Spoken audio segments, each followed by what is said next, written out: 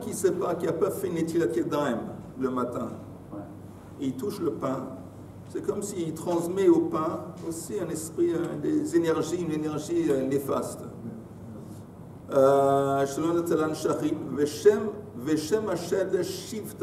Le nom de cette énergie néfaste, c'est Shifta, et c'est ça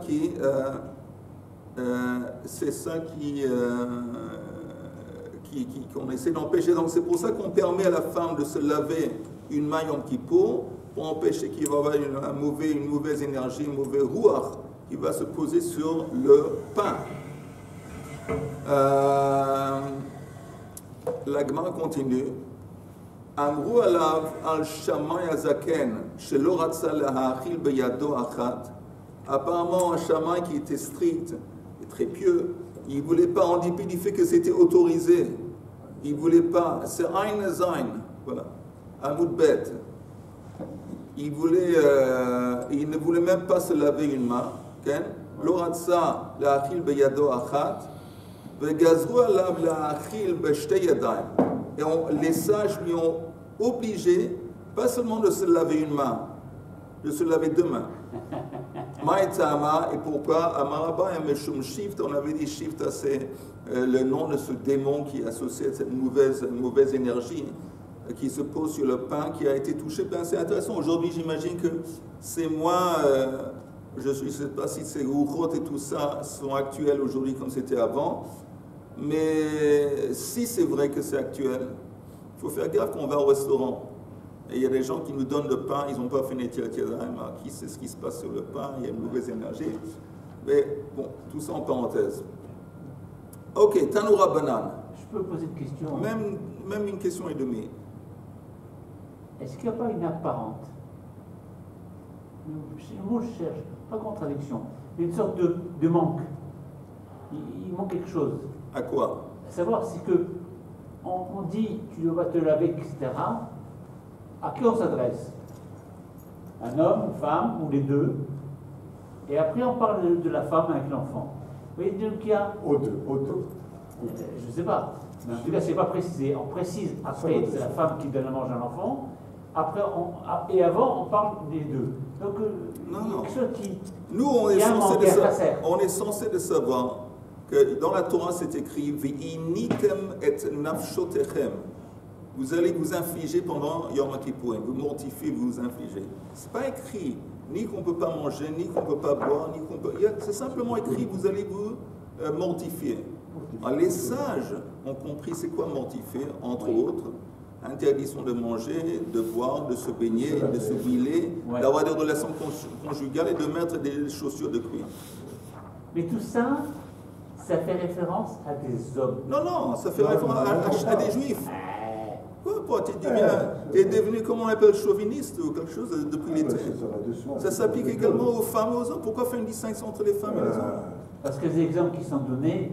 Quoi? Les femmes, ils ne se baignent pas. Les femmes, ils ne mangent pas, ils ne boivent pas. J'ai lu un petit peu pour les élèves qui traversent la rivière, pour David, etc. Tout ça, c'est des hommes. Non, c'est vrai que non. Là-bas, on a pris un exemple pour essayer de...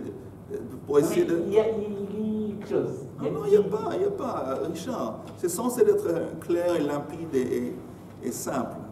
C'est simplement, on sait que les sages ont compris quand la Torah dit ça comprend tous ces interdits. Maintenant, la Gemara dit, mais il y a des exceptions à la règle. C'est quoi? Par exemple, si la femme, en dépit du fait qu'on n'a pas le droit de se laver les mains, mais pour donner du pain au bébé, pour faire donner... Alors là, la femme aurait le droit de laver quoi? Une main. La main qui va toucher le pain. Avec qui la femme? Oui, parce que normalement, je ne sais pas ce qui se passe chez vous, mais normalement, c'est la femme qui donne à manger au bébé. Alors, tu continues dans ce sens, c'est-à-dire, si tu donnes à manger à un enfant, voilà, oui. Par exemple. Et pourquoi on parle de la femme? Parce que la Gemara parle dans le présent. Dans le présent, c'est normalement les femmes à la belle époque, c'est les femmes qui donnent à manger aux enfants, ce n'est pas les hommes. Mais si la femme elle est malade, le bonhomme, c'est lui qui va donner à manger à l'enfant. Si la femme elle est malade. Welcome back to Emouna. Tu sais ce que ça veut dire welcome back to Emouna? Mais tu entends, René, c'est une exception. Oui, on ne va pas parler d'exception, on va parler de la règle. Bon, ok, on continue. Tanoura Banan. Bokotov. Alors, je me suis permis de dire au début du cours que comme c'est Chodesh Elul, et Chodesh Elul, on va essayer tout de même de faire au moins un petit peu de tchouva. Alors, entre autres, Moshe, la tchouva qu'on essaye de faire pendant Elul, c'est que le cours commence, mais j'ai dit pour moi aussi, parce que pour moi, c'est pas évident non plus, le cours commence à 8h20. Faites comme si vous avez un peu de sang yéké dans vos veines, et à 8h20, boule! 8h20, boule, on commence. Et la seule personne qui a le droit d'être en retard, c'est moi, parce que je viens de loin. Il y a un mois, on s'était arrêté. Oui, exactement. On commence très bien, je prends de là. Ok, Tanu Rabbanan, Ha'holech la'akbil pnei aviv ou pnei rabo, ou pnei mi shegadol mimenu, quelqu'un qui, pendant Yom Kippour, va aller à l'encontre de son Rav, va aller le rencontrer pour le saluer, pour apprendre chez lui, je ne sais pas quoi, que ce soit son Rav, que ce soit son père, que ce soit quelqu'un qui est plus, un niveau spirituel plus important que lui, Over ad tzavaro b'mayim beino choshesh. Il aurait le droit de traverser de l'eau, même une rivière, et même si il arrive, l'eau qui lui arrive jusqu'au cou, aux épaules, au cou. Et il n'a pas besoin, non, il traverse. Ça veut dire Bokotov. Alors, on aurait pu dire, bon, Yom Kippour, c'est un problème. Yom Kippour, on n'a pas le droit de se baigner. Vas-y. Moi, j'ai appris un truc dans l'histoire. Oui, vas-y. Que même, de la même manière qu'il y a une Yann d'aller visiter son Rav ou son ami Chacham dans les Chakim, c'est également le cas pour Yom Kippour.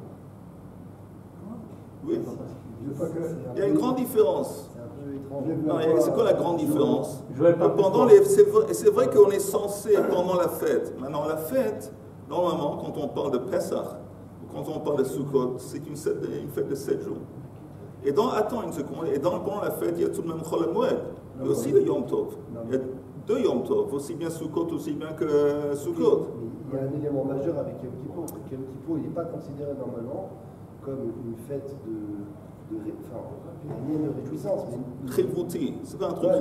C'est vrai. Il y a un somme, mais on apporte ce cas, c'est un cas, encore une fois, c'est pas un cas courant. Je sais pourquoi il a apporté pour la question de Yom Kippour par rapport à l'eau. Oui. Mais néanmoins, je me posais la question, c'est est-ce que c'était un cas réel ou juste théorique? Non, c'est un cas, c'est Yom Kippour, comme Rosh Hashanah, c'est aussi Yom Tov. Alors, si quelqu'un a le temps, et si c'est Mizdamen, il y a Shinyan, aller voir et dire pourquoi voir son Rav Yom Kippour?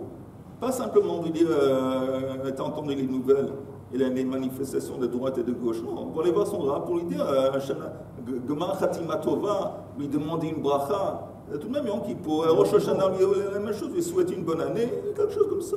Il y a Shinyan, c'est tout, c'est tout. De toute façon, alors, il traverse la rivière. Il a le droit de traverser la rivière. Et on est à la page Ein Zain Amoudbet. Amoudbet, on est à peu près 15 lignes dans haut de la page. Tanu Rabbanan Olech. L'akbil pnei aviv ou pnei rabo ou pnei mi shegadol mimeno over ad savaro b'mayim beino choshesh. Il n'a pas à avoir peur qu'il est en train de transgresser l'interdit de se baigner. Ibain lehu harav etzel talmid mai. Est-ce que cette autorisation s'appliquerait aussi à un Rav qui va à l'encontre de son élève? Un élève qui va à son Rav, bon, c'est une mitzvah. Mais le Rav qui va traverser une rivière pour aller voir et visiter son élève, est-ce que ça, ce serait permis? Parce qu'il n'y a pas vraiment un élément de mitzvah. Toshma dama Rav Yitzchak, bar bar Chana, ana, chazitei le zeirei. De Azal le Gabé Rav Chia Bar Ashi Talmidei. Il y a un témoignage de Rav Yitzhak Bar Bar Chana qui dit: moi j'ai vu un certain Zeiré qui était un Rav qui allait visiter son Talmid. Et apparemment, quand il est allé en le visitant, il a traversé de l'eau. Rav Ashi Amar Ahu, il dit: non, tu te trompes avec ton témoignage. La personne dont tu parles, auquel tu fais allusion, c'est Rav Chia Bar Ashi Hu. C'est non, on parle de Rav Chia Ba'ashi, qui était l'élève de Zeir et qui allait rencontrer Zeir, et donc c'est pas du tout le même cas. Rava, Shara livnei ever yamina, avant yamina, le me'ebar b'maya, le nature pere. Donc, Rav a permis pendant Yom Kippour à les habitants d'une ville qui s'appelle Avar Yamina de traverser une rivière pour faire quoi? Les nature pere, pour garder leurs fruits. Ils avaient des vergers. Apparemment, il y avait un risque des gens qui allaient venir et voler des fruits. Et il les permettait pendant Yom Kippour, s'ils avaient besoin, d'aller se mettre à côté de leur verger pour garder leurs fruits. Maintenant, ça c'est un ridouche parce que ce n'est pas une mitzvah.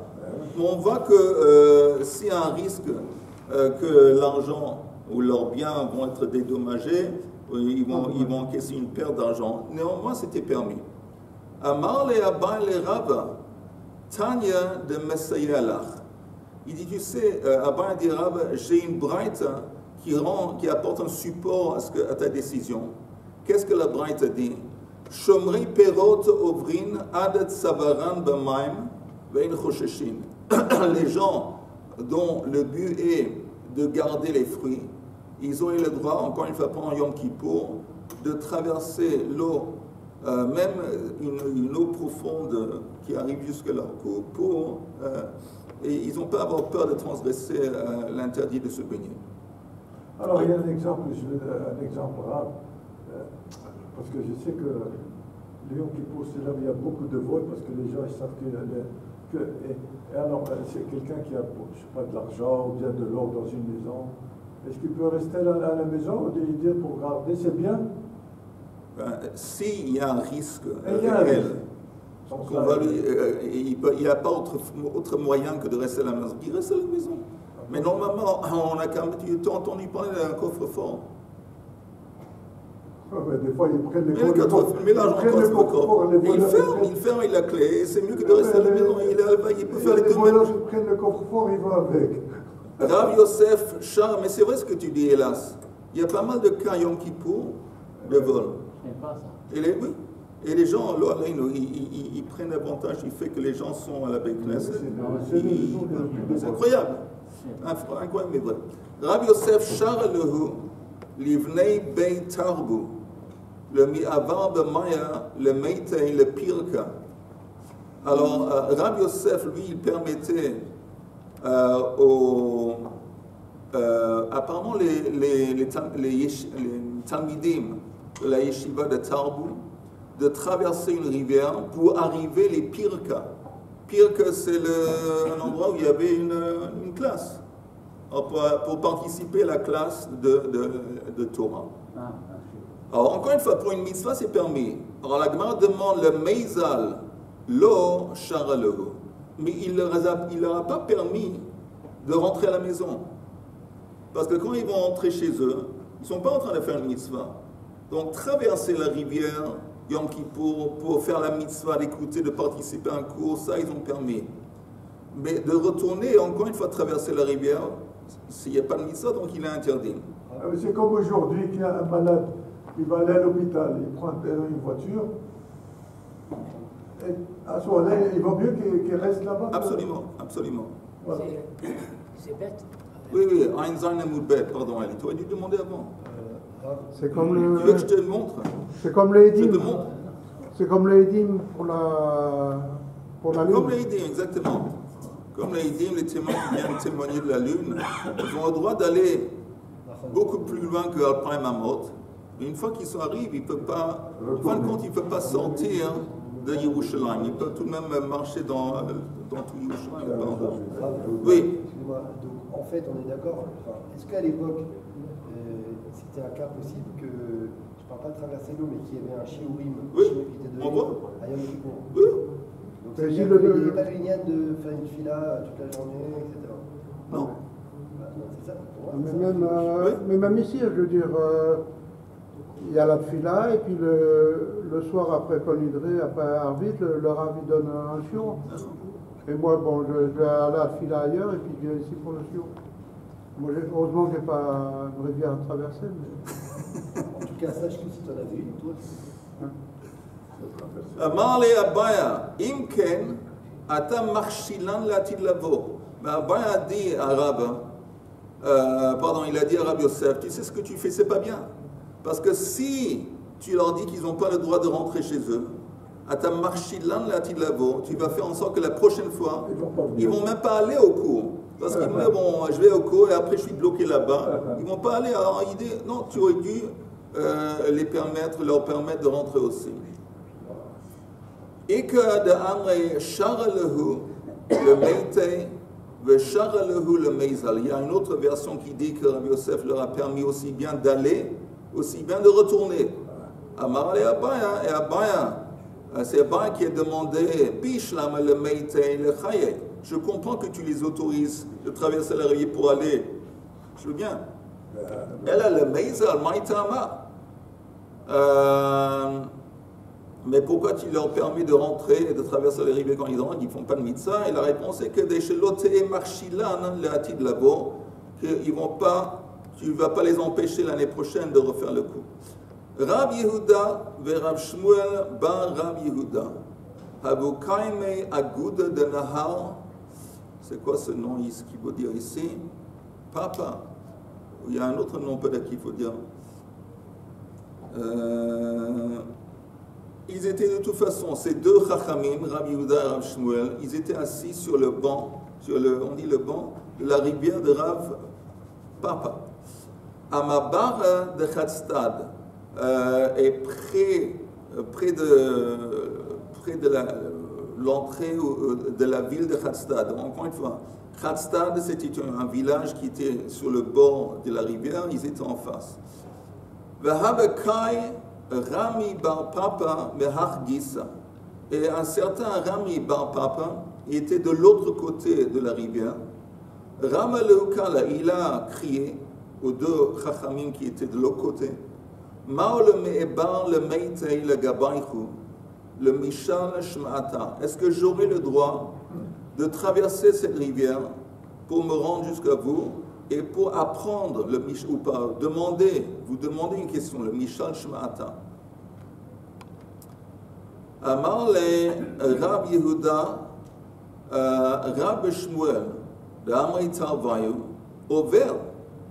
Alors ils lui ont dit que Rab Yehuda lui a dit, il a cité aussi bien Rab que Shmuel, que tous les deux ont dit qu'au vert, quelqu'un aurait le droit de traverser une rivière, ou bilvan shelo yotzi yado mitachat chefet chaloko, à condition qu'il ne va pas faire sortir ses mains dessous ses habits et soulever ses habits. Avant, ils avaient comme un glima, comme une espèce, comme portent quelquefois les Arabes, comme des espèces de djellabia. Et ils sortaient ses mains. Et quand ils traversaient la rivière pour faire en sorte que les habits ne vont pas se mouiller, ils soulevaient les habits. Donc les habits étaient plus ou moins à la hauteur de ses épaules. Alors ça, il n'a pas le droit de faire. Pourquoi pas?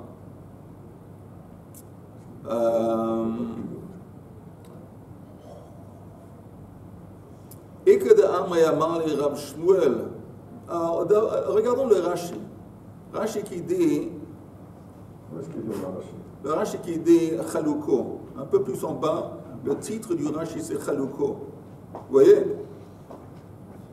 Mitzachat chefet sfat Chaluko, l'agbiya shule Chaluko, pour remonter les pans de son habit.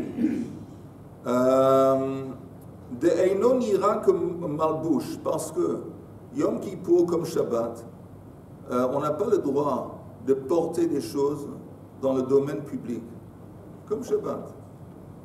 Maintenant, quand on a le droit de porter des habits, parce que tant qu'on est habillé, on a le droit parce que ça fait partie de nous. Mais si tu commences à hausser les pans de tes habits, et c'est comme si tu étais en train de les porter. Alors, si tu es en train de porter des habits, là ça devient compliqué. Encore une fois, Rashi. L'agbiya shulei chalukoa al zroo, d'einon ira que malbouche, אלא כנושא על כתפו. ואמר היוצא בצלית מקופלת על כתפו בשבת חייב חטאת. Et donc, par exemple, quelqu'un qui sort de la maison pendant le Shabbat il a son talit qui est plié et posé sur ses épaules, c'est interdit. Et il est chayav khatat, il est en train de porter un objet. Si le talit était sur lui, de la façon normale qu'on porte un talit pendant le Shabbat, il n'y a pas de problème, parce que c'est comme un habit. Mais s'il prend, il le plie, il le met sur son épaule, sur sa tête, je ne sais pas quoi, alors, il n'est pas habillé avec son talit, il est en train de porter son talit. Et là, c'est interdit. Talito, c'est un habit en général, c'est pas forcément un talit comme un talit qu'on connaît maintenant. Peut-être c'était un peu plus, peut-être c'était aussi avant. C'était pas seulement, on le mettait pas seulement derrière, on le mettait aussi à l'avant. Mais c'est plus ou moins la même chose. Dans le Talmud, quand on parle de talit, c'est pas le talit qu'on connaît. Alors c'est quoi? Je sais pas, Shnaim Ochazin Batalit, c'est pas forcément un talit. Pourquoi pas? Ça peut être. Non, ça peut être un quelconque habit. Un habit. Mais quand on dit Shnaim, c'est intéressant, quand on dit Shnaim Ochazin Batalit, on parle là-bas du fait qu'ils ne tiennent pas l'habit lui-même, ils tiennent je pense qu'on dit les tzitziot, ils tiennent les ficelles. Et on parle là-bas de tenir il me semble, les ficelles, les tzitziot. Mais de toute façon, l'idée est claire que vous avez le droit de traverser une rivière pendant Yom Kippour avec vos habits, à condition que vous n'allez pas remonter les habits, parce que là, ça a l'air comme si vous les portez, là, il y a un problème. Il y a un problème. Quand il sort de l'eau avec les habits mouillés, il va arroser la terre. Et puis, les graines vont pousser. Oui, mais ça, c'est devant chez l'omit kaven moutar. Comme il n'a aucune intention de commencer à arroser la terre, alors si c'est oft, comme on dit, c'est une conséquence secondaire, une baïa. Et pas voulu, et pas un truc conscient, c'est permis. Ikadam Emale Shmuel bar Rab Yehuda Tanino Hover ou Bilba Shelo Yotzi Yado Mitachat Chefet Chaluko Matkifla Rab Yosef ou Bechol Ki Hay Gavna Mishare. Mais tu dis, tu sais quoi? Laisse tomber Yom Kippour. Laisse tomber l'interdiction de se baigner Yom Kippour. Même pendant un jour de semaine. Qui te dit que ce serait permis de traverser une rivière qui est tellement profonde que ça arrive jusqu'à son cou? Pourquoi? C'est dangereux. C'est dangereux. Il laisse tomber Yom Kippour, même un jour de Chol, qui te dit que dans ce scénario ce serait permis. Et pourtant c'est écrit. On nous cite maintenant des versets de Yecheskel qui parlent d'un ange qu'il a pris dans son rêve ou dans une vision. Et on parle d'un cas de figure où il y a un peu d'eau qui est en train de sortir du Kodesh HaKodashim, le troisième temple. Et ça sort un petit peu d'eau, et à fur et à mesure que ça s'éloigne du Kodesh HaKodashim, l'eau devient plus profonde, elle devient plus substantielle. Ok? Donc on va voir. On va en parler. Veyamod elef ba'ama, veyavireini b'maim mei afsaim. Alors, l'eau s'est éloignée une distance de 1000 amot, et j'ai été transporté au-dessus de cette eau qui était de l'eau afsaim. Afsaim, c'est le talon. Donc, c'est de l'eau qui recouvrait le talon du pied. Donc, c'était vraiment pas profond. Mikan shemuta la avant ad afsaim. Donc de là, on voit que c'est permis de traverser une rivière qui est très, comment on dit l'opposé de profond en français? Il y a profond et c'est quoi l'opposé de profond? Bon, une eau qui n'est pas profonde, avec une profondeur d'un talon. Veyamod elef veyavireni b'maim birkaim. Maintenant, il arrive à plus, il s'est éloigné, il a continué une distance de 1000 amot de plus, il arrivait à une profondeur d'eau qui arrivait jusqu'à ses genoux. Mikan shemutar la'avor ad birkaim. De là, on voit qu'on a le droit de traverser de l'eau quand ça arrive une profondeur, que ça arrive jusqu'aux genoux. Maïm Redoumim, je crois. Redoumim, ça c'est en hébreu, mais en français, en hébreu, je sais. Veyamod elef, veyavireni mei motnaim. Encore 1000 amot de plus, je suis arrivé à une profondeur d'eau qui arrivait jusqu'à ses hanches. Motnaim. Mikan shemutar la'avor ad motnaim. Mikan ve'ilach, veyamod elef, Nachal asher lo uchal la'avor. Mais 1000 amot de plus loin que ça, alors là, il arrivait à une telle profondeur qu'il ne pouvait pas traverser. Et apparemment, on parle d'une profondeur d'eau qui arrive jusque ses épaules et jusque son cou. On voit ici qu'en parlant, il y a une allusion à ça dans Yecheskel, que si on arrive à une rivière qui a une profondeur telle qu'elle arrive jusqu'au cou, on n'a pas le droit de traverser parce que c'est dangereux.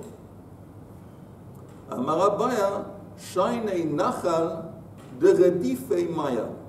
C'est différent parce que là tu prends un Nachal. Un Nachal, c'est vraiment une rivière et on sait que le courant, il est fort. Donc là, c'est dangereux. Mais en cas de figure où il y a de l'eau, et simplement de l'eau qui arrive jusqu'au cou, tant que ce n'est pas avec un courant, c'est permis. C'est permis Yom Kippour de traverser, même Yom Kippour de traverser, et à plus forte raison pendant la semaine, traverser de l'eau qui est profonde, qui arrive jusqu'au... Parce que tu n'es pas en danger, il n'y a presque pas de courant. Si c'est une rivière où il y a vraiment un courant, alors là c'est différent. Est-ce qu'il aurait le droit de traverser cette rivière en nageant?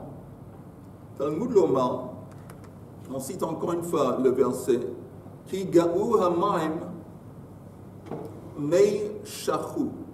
Et c'est écrit dans le verset mei shachu.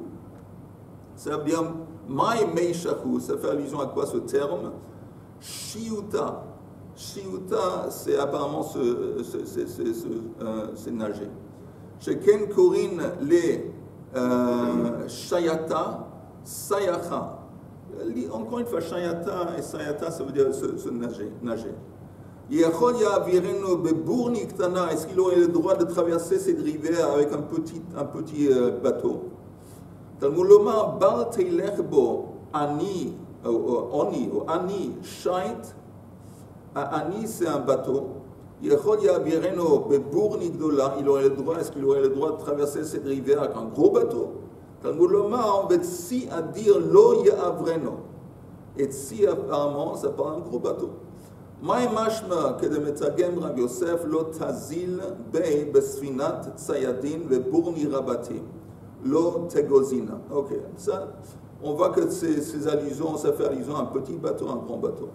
Amar Rabbi Yehuda ben Pazi, af malach hamavet ein lo reshut la'avor betocho. Même l'ange de la mort, il lui serait interdit de traverser cette rivière. Donc on parle spécifiquement de la rivière qui va sortir de Kodesh Kodeshim au temps du troisième temple, et l'ange de la mort ne va pas avoir le droit, l'autorisation de traverser cette rivière. Ça veut dire qu'apparemment les gens qui sont de l'autre côté de la rivière, ils vont être épargnés de la mort. Ktiv hach bal teilech bo ani shait, ktiv hach mishot ba'aretz. Mishot ba'aretz, c'est une Xera Shava, Mishot Ba'aretz, ça s'applique à l'ange de la mort, et c'est une allusion au fait que l'ange de la mort, il est... Ok, on continue. Amar Rabbi Pinchas, Meshum Rab Hunad Sipora'a, Ma'ayana Yotse Mi Beit Kodesh HaKodeshim. Au temps du troisième temple, il y a encore une fois comme une source d'eau qui va sortir de l'intérieur de Kodesh HaKodeshim. Batrila domé les carnets chagabim. Au début, quand l'eau commence à couler, il a l'épaisseur de les antennes d'une, comment on dit chagav? Une sauterelle. Les antennes des sauterelles ne sont pas très épais, et ça va être l'épaisseur de l'eau qui sort du Kodesh HaKodeshim, vraiment rien de rien. Kevan Shehigia, le Petach Heichal, une fois que ça sort déjà, l'eau elle continue à couler, elle sort de l'entrée du Heichal. Nasaka Chut Shel Sheti. Chut Shel Sheti, c'est quand on est en train de tisser. Voilà, c'est le fil qu'on utilise pour tisser, c'est déjà plus épais que les antennes des sauterelles. Kevan Shehigia le Ulam. Une fois que ça dépasse le Oulam, qui est un peu plus loin, ça devient un fil qui est plus épais. Une fois que ça arrive à l'entrée de la cour, à l'extérieur, ça ressemble ou ça ça atteint la largeur de l'ouverture d'une petite cruche que pi par katan. Vaïnu detnan Rabbi Eliezer ben Yaakov Omer. Maim, en haut de la page suivante. Maim mefakin atidin liot yotzin mitachat miftan abayt. Dans le futur, il y a de l'eau qui est censée de sortir du temple, le Kodesh Kodashim. Mikan ve'ilach haya mitgaber ve'oleh. Et à partir de l'entrée, une fois que c'est sorti de l'entrée du temple, l'eau commence à être plus puissante, plus profonde, plus substantielle. Haya mitgaber ve'oleh ad shemagi le petach beit David. Jusque ça sort du temple et ça arrive à l'entrée du palais de David, Petach Beit David. On ne sait pas exactement quel est l'endroit où se trouve Beit David, Petach Beit David. Kevan shemagia le Petach Beit David, naasa ke nachal shotef. Là, cette eau devient comme une rivière puissante avec un courant qui est considérable. Et qu'est-ce qui se passe avec cette rivière? Et dans cette rivière vont se tremper les gens qui sont impurs. Ça va être une eau purificative. Et donc les femmes qui sont nidotes, les femmes qui ont accouché, les avines, les avot vont se tremper là-bas. Shneema, Bayamahu, Yimekor Niftach le Beit David, ou le Yoshvei Yerushalayim, le Chatat ve le Nida. C'est écrit dans Zechariah que ce jour-là, une ouverture va s'ouvrir pour la famille de David et les habitants d'Yerushalayim, pour le Chatat et Nida. Encore une fois, ça fait allusion à cette rivière purificative. Et elle ira de où à vous? Du Kodesh Kodashim jusqu'où? Je ne sais pas. Elle va déverser elle va sortir dans le désert de Midbar Yehuda. Quand elle rentre dans le désert, jusqu'où elle va aller, à la mer Morte, peut-être, je ne sais pas exactement. Et ça a un lien avec le fait qu'on dit qu'il y a, apparemment, il y a il y a beaucoup d'eau en dessous d'Yerushalayim. Possible. Amar Rav Yosef, Mikan remez lenida, shetzricha leishev adet savara b'mayim. Ici, il y a une allusion au fait qu'une femme qui est nida, elle doit s'asseoir dans de l'eau au moins qui arrive jusqu'au son cou. Parce qu'on avait dit que la rivière qui sortait du temple, quand elle arrivait à Beit David, là-bas se trempaient les femmes qui étaient nida. Et apparemment l'auteur de la rivière arrivait jusqu'au tsavan, jusqu'au cou. Donc on dit apparemment une allusion au fait qu'une femme qui est nida, quand elle va en mikveh, le mikveh doit être assez profond, que quand il est assis dans le mikveh, ça arrive jusqu'au son cou. Et la Gemara dit, néanmoins, la halakha, ce n'est pas conforme à ça, que s'il y a un endroit où il y a de l'eau qui est pure, elle pourrait, et c'est moins haut que l'auteur de l'eau qui arrive à son cou. Elle se penche ou elle s'allonge, elle se met dans l'eau et elle est pure. Elle est pure. Très vite, je vais vous dire, on a fini cette souga, je vais vous dire un très petit mot sur la paracha qui est lié à Elul. 2-3 minutes.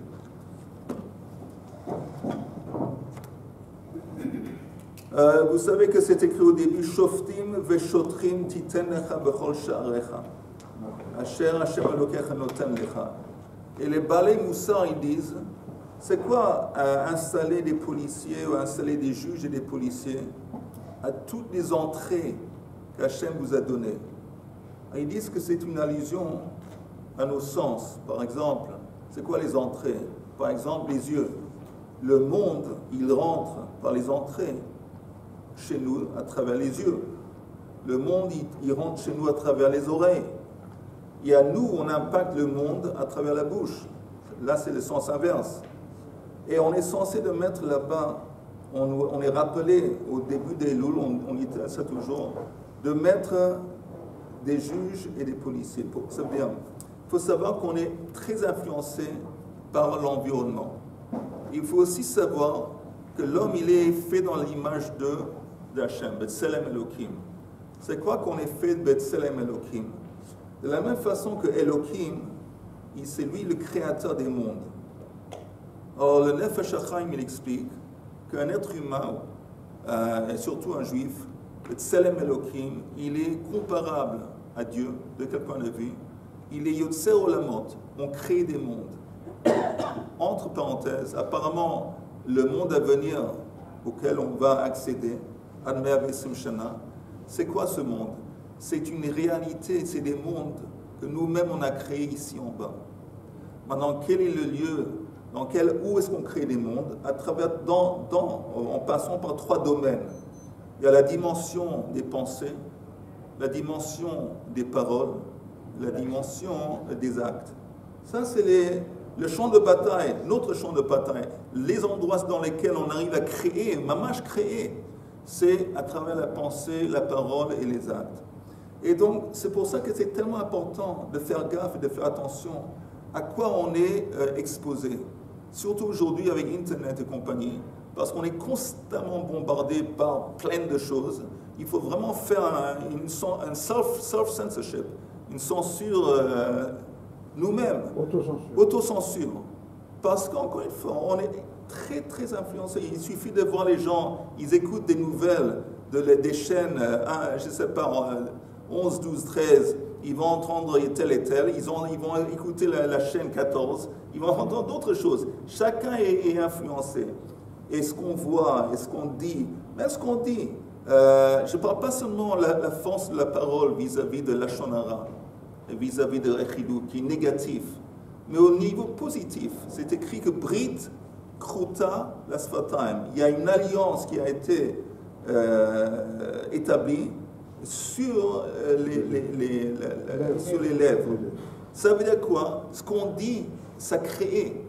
Si on dit entre autres, on apporte une preuve, Chazal apporte une preuve, que quand Avraham Avinu a dit à Ishmaël et à Esav, en bas de Har Moria, restez ici, près du Hamor, et on va retourner bientôt. Le fait qu'il a dit qu'on va retourner, entre autres, ça a impacté et ça a assisté au fait qu'ils sont retournés. Il a dit qu'on va retourner, tous les deux.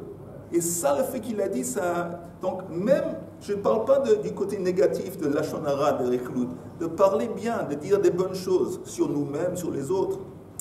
Tout ça, il faut être conscient de l'ampleur de la puissance qu'Hachem nous a donnée en tant que Tselem Elohim. On crée. Et donc c'est pour ça qu'il faut juger. Et pas seulement juger, après le policier, c'est facile de dire, bon, je ne vais pas écouter ça, je ne vais pas voir ça. Mais le Yetzara fait en sorte qu'on a souvent envie. Donc on a besoin le policier interne qui va nous empêcher de regarder, d'être... les yeux, ça va pas. Hein? Pour être tranquille, il faut être aveugle. Parce que là, dans ce truc-là, c'est ça. Là, de par où on met les yeux, marcher dans la rue, c'est catastrophe de voir les femmes, comment elles sont dévêtues, comment elles sont enterrées. Tout ça, il faut faire un effort. Ça implaque l'imaginaire. Il faut faire un effort. Il faut faire un effort un petit peu. Tu sais comment on dit? On dit que... Comment on dit en français surfing? Les vagues. Surfer. Alors, Elul, c'est un mois où il y a une énorme vague une énorme vague qui vient. Oui, une vague de Kedusha. Alors nous, notre but pendant Elul, c'est d'attaquer la vague de cette énergie de Tchouva et de nous laisser emporter avec. Alors, il faut faire un effort. D'abord, il faut acheter le truc, là, comment on appelle le surf. Il faut acheter le surf, c'est très important. Messieurs, bonne journée et à demain, Bined.